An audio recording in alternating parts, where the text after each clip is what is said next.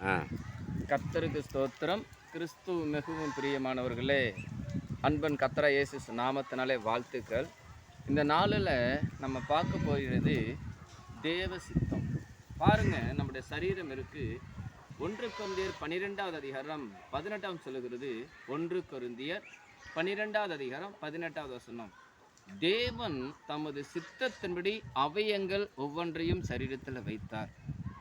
தேவன் தமது சித்தத்தின்படி அவயங்கள் ஒவ்வொன்றை சரீரத்தில் வைத்தார் இல்லைங்களா? ஹார்ட்டு, கண், அவர் தான் நம்மளை உண்டாக்கிற தேவன். மற்ற கவலைப்படாதீங்க, பயப்படாதீங்க. பாருங்க, அடுத்ததாக பார்க்கும்போது அப்போஸ்தலர் 13வது அதிகாரம், அப்போஸ்தலர் 13வது அதிகாரத்தில் 36 வசனம் பார்க்கும் பொழுது, தாவீது தன் காலத்திலே தேவனுடைய சித்தத்தின்படி அவருக்கு ஊழியம் செய்த பின்பு நித்திரை அடைந்து, தாவீது தன் காலத்திலே தேவனுடைய சித்தத்தின்படி அவருக்கு ஊழியம் செய்த பின்பு நித்திரை அடைந்தார். நாம் இன்னைக்கு எப்படி இருக்கோம்? நம்ம காலத்தில் என்ன செய்து கொண்டிருக்கிறோம்? நம்ம காலத்தை ஆராய்ந்து பார்க்க வேண்டியது நம்ம கடமை.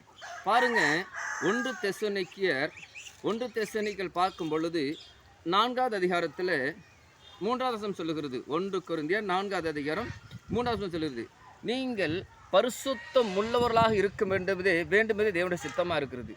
நீங்கள் பரிசுத்தம் உள்ளவர்களாக வேண்டும் என்பதே தேவனுடைய சித்தமாக இருக்கிறது. அது மட்டும் இல்லைங்க, அதே தெசலோனிக்கர் 5வது அதிகாரத்தில் 18வது வசனம் பார்க்கும் பொழுது, எல்லாவற்றிலும் ஸ்தோத்திரம்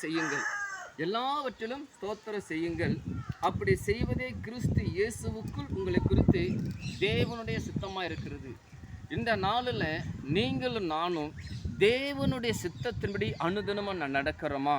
ஆனால் நடக்க முடியாத இன்னைக்கு உங்கள் இருதயத்தை முழுவதுமாக நீதிமொழிகள் 23வது அதிகாரம் 26வது வசனத்தின்படி, என் மகனே, உன் இருதயம் எனக்குத்தான், உன் கண்கள் என் வழிகளை நோக்குவது என்று வார்த்தையின்படி உங்கள் இருதயத்தை முழு ஏசப்பட்டு ஒப்புக்கொடுங்க. உங்கள் ஜீவ பலியை ஒப்புக்கொடுங்க. ரோமர் 12:1 உங்கள் ஜீவ பலியை ஒப்புக்கொடுங்க இல்லைங்களா?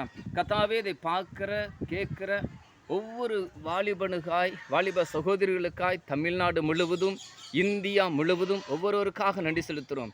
ஆண்டவரே, கிறிஸ்து இயேசுக்குள் ஆண்டவரே ஸ்தோத்திரம் செய்ய அதிகமாக கிருபை தாங்கப்பா.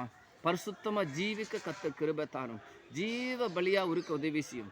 நீங்கள் மட்டுமே மகிமைப்படும். அப்படி எடுத்து கத்தர் யோசப்பு போல, நெகேமியா போல, தானியேல் போல, பேதுரு போல, பவுல் போல அன்று எடுத்து பிள்ளைகளை பயன்படுத்த போகிறதுக்காய், தெபரல போல, ஒரு யோபு போல் எடுத்து நிறுத்த போகிறதுக்காய், நீர் மட்டுமே மகிமைப்பட போகிறதுக்காக ஸ்தோத்திரம். உங்கள் கருத்தில் ஒப்பு கொடுக்கிறோம். ஆண்டவரே, நீங்கள் நடத்துங்க. உங்கள் சித்தத்தின்படி, உங்கள் திட்டத்தின்படி நடத்த போவதற்காக ஸ்தோத்திரம். மகிமைப்படுங்க. கர்த்தர் இயேசு கிறிஸ்து நாமத்தில் கேட்குற நல்ல பிதாவே, ஆமென்.